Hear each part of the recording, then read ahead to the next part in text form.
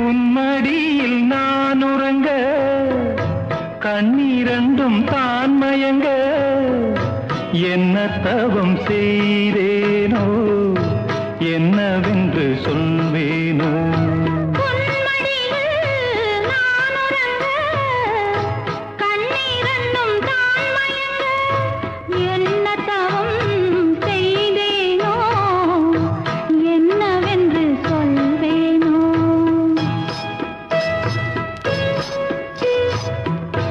ஏழ் பிறப்பும் இணைந்திருக்கும்